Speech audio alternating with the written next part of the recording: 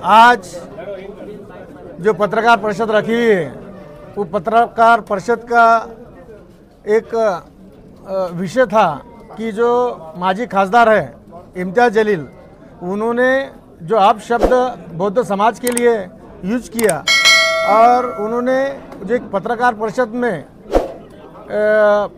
पत्रकार परिषद लेके जो उन्होंने हरिजन शब्द जो यूज करा वो बौद्ध समाज का अपमान हो रहा है और एक जाति का अपमान किया जा रहा है।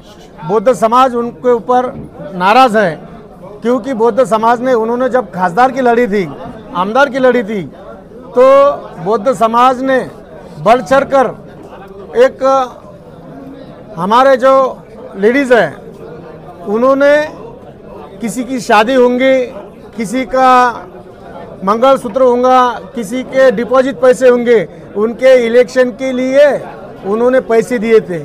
वो पैसे देकर खासदार इम्तियाज़ जलील को चुनकर लाए थे क्योंकि उन्होंने वो भान नहीं रखा। इम्तियाज़ जलील का जो मगरूर है, जो मगरूरपना है वो ज़्यादा उनमें आया, उनको तकब्बुर बहुत आया।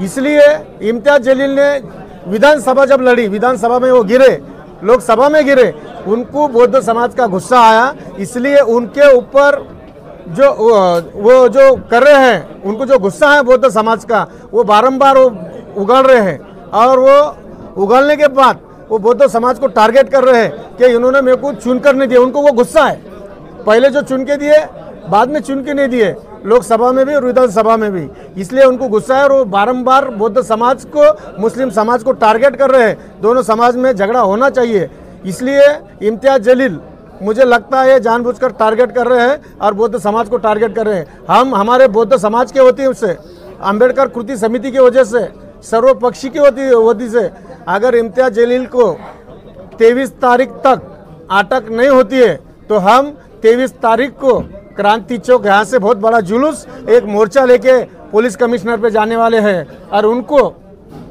अटक कैसी नहीं होती है हम देखने वाले हैं। पुलिस अगर अटक करती है तो जमानत नहीं देगी। वो पुलिस प्रशासन का काम है, वो पुलिस प्रशासन का काम है। अगर वो पुलिस वालों को धमकी देती है, पुलिस वालों को मार डाल रहे हैं, उनको उनका वो मैयत उठा रहे हैं, तो वो पुलिस वालों को भी चैलेंज कर रहे हैं। उनमें ऐसी क्या गुर्मे है, ऐसा क्या हुकुमशाह है क्या? वो क्या वो कायदे से बढ़कर है जो उन्होंने अटक हो गया और उन जामीन नहीं लेंगे? ये कायदे के खिलाफ लोगों को भड़काने का काम, दो समाज में तेज निर्माण करने का काम इम्तियाज़ जलील कर रहे हैं। उन्होंने वो एक लिखे पढ़े खासदार बोलते हैं, हम मानते हो लिखे पढ़े, लेकिन लिखा पढ़ा होने के बाद अनपढ़ जैसी बातें नहीं करना चाहिए। एक समाज को टारगेट नहीं करना चाहिए और समाज को टारगेट करके उनका गुस्सा जायज़ है समाज पर कि उनको चुन के नहीं, उनके समाज ने भी उनको मतदान नहीं किया, मुस्लिम समाज में नहीं किया, बौद्ध समाज में भी नहीं किया।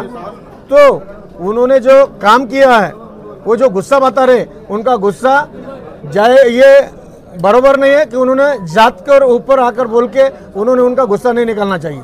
मला एक सांगा की इम्तियाज़ जलीलने संजय शिरसाट यांच्यावर आरोप केले, संजय शिरसाट यांनी त्यांच्यावर आरोप केले, हे जो आहे ह्या दोघांच्या भांडणामध्ये हे काय तिसऱ्याने स्पॉन्सर केलेला कार्यक्रम आहे? आम्हाला म्हणणं है, मेरे को बोलना है कि संजय शिरसाट और इम्तियाज़ जलील का हमें कोई लेन देना नहीं है।